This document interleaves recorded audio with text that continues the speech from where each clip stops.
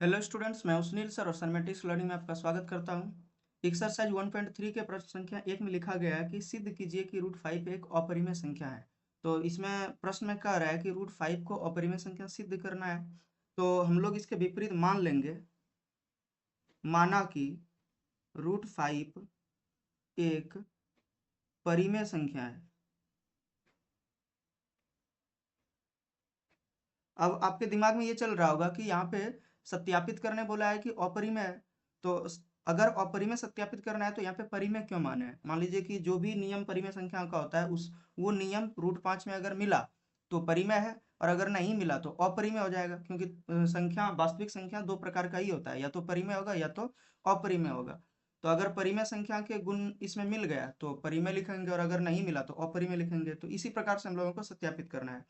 तो जब हम परिमेय संख्या के रूप में इसे यानी कि √5 को मान लिए हैं, तो इसीलिए √5 बराबर हो जाएगा P/Q, क्योंकि जितनी भी परिमेय संख्या होता है उसे P/Q के रूप में लिख सकते हैं। P/Q के विषय में अब आपको यहाँ पे लिख देना पड़ेगा, जहाँ P एवं Q कोई पूर्णांक है। पूर्णांक का मतलब होता है ऋणात्मक संख्या, धनात्मक संख्या एवं शून्य। तो पूर्णांक है, Q नॉट इक्वल टू 0 है, एवं P तथा Q में एक के अलावा कोई उभयनिष्ठ गुणनखंड नहीं है।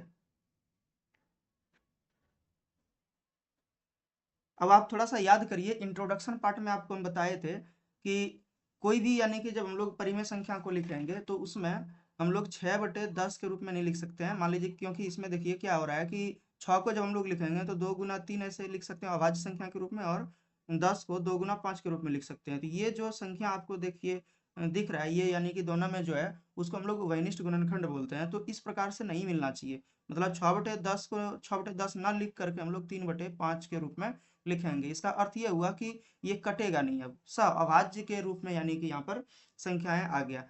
अब यही चीज हम लोग यहाँ पे इसी का यूज करके आगे हम लोग सत्यापित कर पाएंगे कि √5 एक अपरिमेय संख्या है।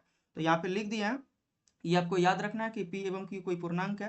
Q के स्थान पर 0 नहीं हो सकता है, P के स्थान पर 0 हो सकता है। अगर Q के स्थान पर 0 होगा तो वो इन्फिनिटी वैल्यू लाएगा, मतलब अपरिभाषित हो जाएगा। एवं P तथा Q में एक के अलावा कोई घनिष्ठ गुणनखंड नहीं है, मतलब एक के अलावा कोई गुना के रूप में नहीं मिलेगा। इस तरीके से तो ये आप समझ चुके हैं। अब आगे देखिए, दोनों तरफ हम लोग वर्ग कर लेंगे संख्याओं का। तो जो संख्या हमारे पास है उसके विषय में पहले तो लिख देना है, दोनों तरफ वर्ग करने पर। तो यहाँ पर देखिए √5 है, तो √5 का वर्ग करना है, और इधर P/Q का भी वर्ग करना है।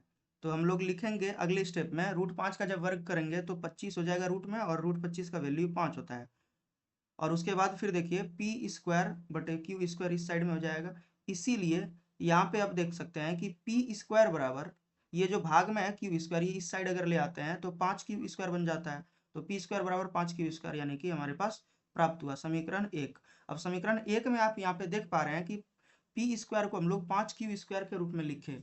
इसका अर्थ ये हुआ कि P भी यानी कि एक तरह से देख सकते हैं कि P² को जब हम लोग 5Q² यानी कि लिख पा रहे हैं, तो आप इंट्रोडक्शन पार्ट में देख ही पा रहे होंगे कि जब भी हम लोग कोई संख्या को इस तरीके से लिख सकते हैं, 5K के रूप में अगर लिख रहे हैं तो वो 5 से विभाजित है। मतलब अगर हम लोग यानी कि 5 × 1, 5 × 2, 5 × 3 इस प्रकार से अगर कोई संख्या को लिख रहे हैं, तो इसका अर्थ ये हुआ कि ये 5 से विभाजित जरूर होगा, क्योंकि यहाँ पे देखिए ये 5 है, ये 10 है, ये 15 है। तो जब कोई भी संख्या 5 से विभाजित होता है तभी हम लोग 5 × K के रूप का लिख सकते हैं। अगर हम लोग Q² को K यहाँ पे मान लें तो इस प्रकार से हो जाएगा। तो यही चीज है। अब ध्यान देने वाली बात है यहाँ पे कि जब P² 5 से विभाजित हो रहा है तो P भी 5 से विभाजित होगा, तो यही चीज लिख लेना है आपको यहाँ। अब लिखना है यहाँ P² 5 से विभाजित है, इसलिए P भी 5 से विभाजित होगा। और 5 से अगर विभाजित होगा तो इसीलिए क्या हो जाएगा, p बराबर हम लोग मान सकते हैं 5k, क्योंकि 5k के ही रूप का होगा, अभी आपको तुरंत बताए हैं। अब देखिए कि p का वैल्यू आपको समीकरण 1 में 5 यानी कि p के स्थान पर रख लेना है, लिख देना है समीकरण 1 से। जब समीकरण 1 में आप आते हैं यहाँ पे, तो क्या लिखा हुआ था, p स्क्वायर बराबर 5q स्क्वायर, और p के स्थान पे हम लोग 5k लिख सकते हैं, तो 5k का स्क्वायर हो जाएगा बराबर 5q स्क्वायर। अब इधर अगर आप सॉल्व करते हैं तो ये 5k गुना 5k यानी कि 25, और k स्क्वायर हो जाएगा बराबर 5q स्क्वायर। और इसको जब आप यहाँ कटाते हैं तो q स्क्वायर बराबर आ जाता है 5k स्क्वायर, और इसको समीकरण 2 मान लेना है। अब आप यहाँ पे देख पा रहे हैं कि जिस प्रकार से वहां पहले जो आप देखे थे कि p जो है वो 5 से विभाजित है, उसी प्रकार से यहाँ पर q भी 5 से विभाजित होगा, क्योंकि q को हम लोग लिख पा रहे हैं 5k के रूप में। तो यही चीज आपको लिख देना होगा यहाँ, यहाँ q स्क्वायर 5 से विभाजित है, इसलिए q भी 5 से विभाजित होगा। अब q भी अगर 5 से विभाजित होगा तो यहाँ पर आप क्या देख पा रहे हैं कि जब हम लोग यहाँ मतलब पहले स्थान, पहले ही यानी सबसे पहले जब हम लोग माने थे कि √5 को p/q के रूप में जब लिखे थे, तो इसमें बता रहे थे कि एक के अलावा यानी कि दोनों में p और q में एक के अलावा कोई वैनिष्ठ गुणनखंड नहीं होगा। और यहाँ पे देख पा रहे हैं आप कि p भी 5 से विभाजित हुआ और यहाँ पे q भी 5 से विभाजित हुआ। अगर p और q दोनों 5 से विभाजित हो रहा है, इसका अर्थ क्या हो गया कि जिस प्रकार से आप यहाँ देख पाए थे कि 6 और 10 दोनों 2 से विभाजित हो रहा था, तो इसमें उभयनिष्ठ गुणनखंड मिल गया। उसी प्रकार से यहाँ पे भी p और q में उभयनिष्ठ गुणनखंड मिल गया। तो इसलिए यहाँ पे हम लोगों के पास एक त्रुटि यानी कि प्राप्त हो रहा है, तो लिख देना होगा, लिखना है अतः p एवं q में एक के अलावा 5 भी उभयनिष्ठ गुणनखंड उपस्थित है,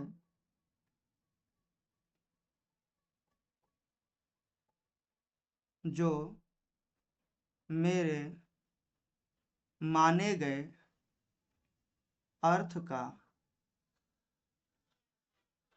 विरोध करता है। यानी कि जो हम लोग माने हैं वही चीज का विरोध हो रहा है, तो इस वजह से लिख सकते हैं, इसलिए √5 एक अपरिमेय संख्या है। तो ये आपका सवाल सत्यापित हो चुका है कि √5 एक अपरिमेय संख्या है। अब प्रश्न संख्या 1 के ही आधार पे आपको एग्जाम्पल 1 के तीनों सवालों को बना लेना है। इसमें भी देखिए लिखा गया है, सत्यापित करें कि √2 एक अपरिमेय संख्या है, √3 और √7 भी यहाँ पर दिया हुआ है। तो ये जब आप बना लेते हैं तो आपका काफी अच्छा एक तरह से बोल सकते हैं प्रैक्टिस हो जाएगा।